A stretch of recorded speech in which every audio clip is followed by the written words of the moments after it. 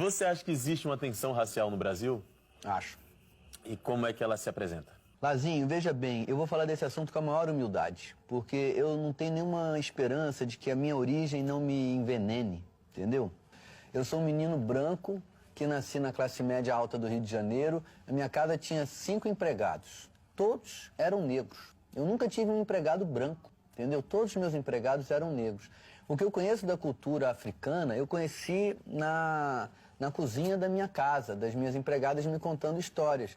Histórias de diversas religiosidades, não só das macumbas, né, da Umbanda, da Quimbanda, né, de Candomblé, mas também histórias daquele catolicismo ou daquele protestantismo. E o que eu conheço da pobreza também é do que as minhas empregadas me contavam. O que eu conheço da pobreza é de ter ido passar um dia na casa de uma empregada e ter pedido para ir ao banheiro e ela ter ficado sem jeito, a Romana, que era uma empregada antiga da minha avó. Ela ter me levado no banheiro e era só um balde, o banheiro. E eu, com 10 anos de idade, ter levado aquele inexprimível susto, essa inexprimível compreensão de que a vida era diferente da que eu conhecia. Um balde, cara. O banheiro dela era uma porta e um balde. Então, quando você me pergunta se tem uma tensão racial no Brasil, no mínimo tem essa que eu estou descrevendo, né? Eu acho mesmo que nós estamos vivendo ainda a escravidão.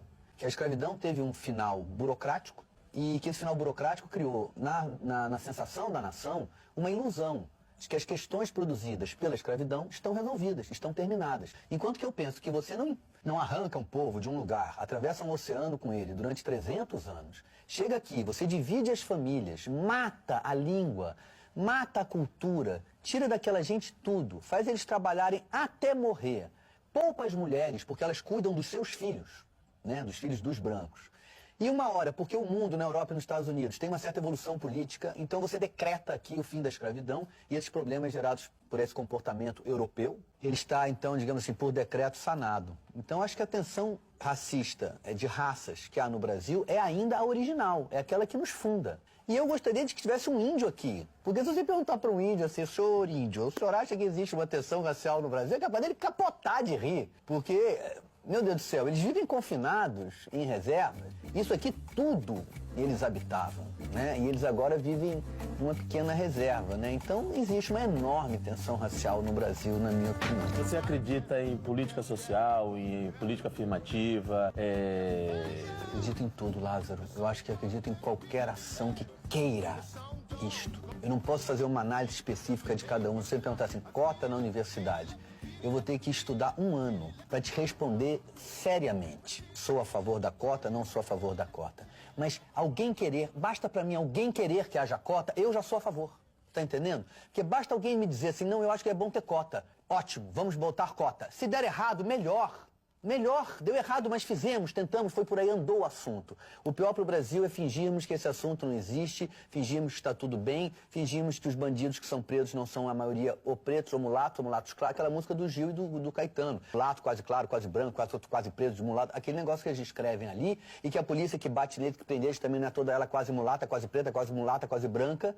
Fingir que isso não é assim, aí você anda 2 degraus na escada social e a cor começa a ficar branca. Fingir que isso não é assim, essa hipocrisia, acho péssimo. Acho que tem que ter cota, tem que ter todo empenho. Mas o drama maior para mim é a questão cultural.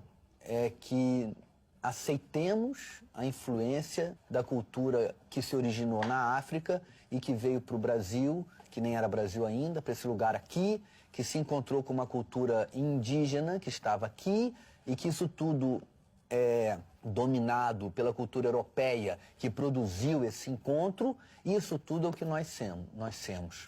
Ótimo falar assim, né? Isso tudo é o que nós semos, entendeu? E negar que nós semos isso é o que nós temos feito sistematicamente. E que eu, que sou um remanescente da elite europeia, que sou o gene europeu branco que produziu isso e que permanece razoavelmente branco, embora eu certamente tenha alguma miscigenação, no Brasil, isso que nós chamamos, portanto, de elite brasileira, nega que nós sejamos isso. E vive com olhos para a Europa, vive com olhos para os Estados Unidos ainda. E o nosso teatro, só porque estamos num teatro, é ainda assim. Por isso eu gostava tanto quando eu vi o Bando de Teatro do Olodum. Foi um dos maiores sustos que eu levei na minha vida. Eu não sabia que o Brasil já tinha produzido um teatro dele mesmo, que já fosse produto disso aí, que é o que nós somos, dessa confusão. E o Bando de Teatro do Olodum foi um dos exemplos que eu tive, talvez o primeiro.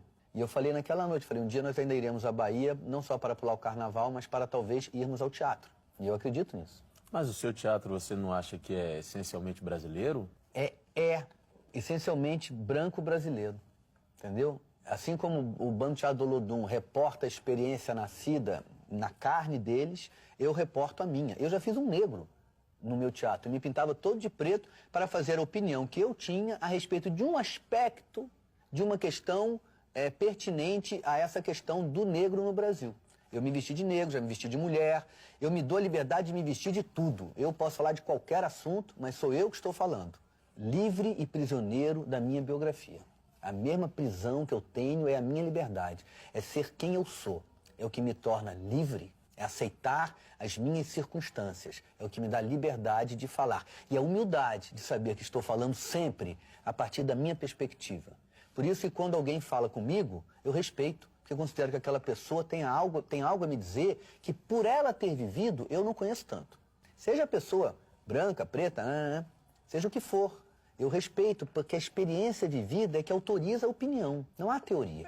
Você sempre age atendendo ao interesse seu. Mas se você é honesto, você correlaciona o teu interesse com o interesse maior da coletividade no qual você está inserido. Senão você vira um fascista.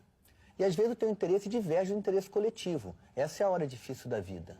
Essa é a hora de você ceder. Essa é a hora de eu dizer, isso era bom para mim. Por exemplo, a questão da cota na universidade. Talvez é a hora da elite brasileira ceder. É bom botar os negros na universidade majoritariamente no Brasil? Ou no curso de nível técnico, na escola primária, em todos os lugares. Não dá para dizer que eu, com essa história branquinha, parto do mesmo lugar que um menino que nasce na favela, vindo com essa história de escravidão que tem no Brasil. Não dá para dizer que as minhas filhas e ele estão tendo a mesma oportunidade na vida. Esse cara tem 350 anos de opressão, de humilhação, de ofensa. A minha filha nasce, Lázaro, ela não tem essa sensação da vida. Um menininho preto brasileiro, muito cedo, ele sabe a cara do tapa na cara da polícia, entendeu? As minhas filhas não.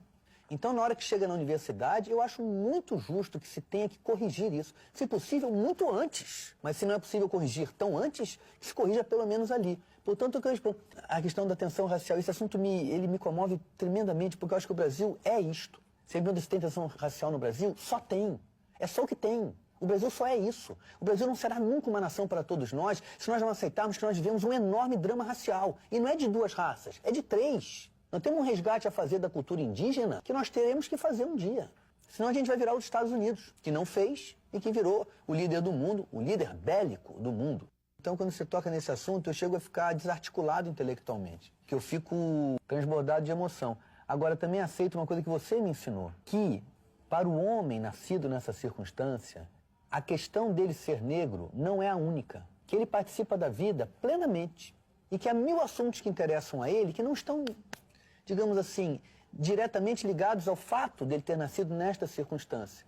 Isso me fez pensar, é verdade, quem geralmente escreve música sobre a pobreza é o artista de classe média, porque o Cartola escreve música de amor, né? O Cartola não é prisioneiro da pobreza dele, a pobreza dele não era o único fato da vida dele, era um dos. Assim também a questão da negritude não é o único fato na vida de um homem negro. É um dos. Tem milhares. Né? Isso foi uma compreensão que me veio de você, no filme que nós fizemos, quando o Jorge Furtado, com uma enorme inteligência, não alterou uma linha do que tinha escrito, porque entrou um ator negro para fazer um papel que não tinha sido escrito originalmente por um ator negro. Isso foi uma lição que o Jorge nos deu, a mim e a você, de vida, de arte, de tudo. Ele nos deu essa liberdade. Nós somos homens livres. Temos aqui um filme brasileiro, não há nada mais natural do que o personagem ser negro. Ele vai ter que ficar dizendo toda hora, sou negro, entendeu? E o Jorge lembra disso, né? Ele não mexeu nada. Eu ali aprendi.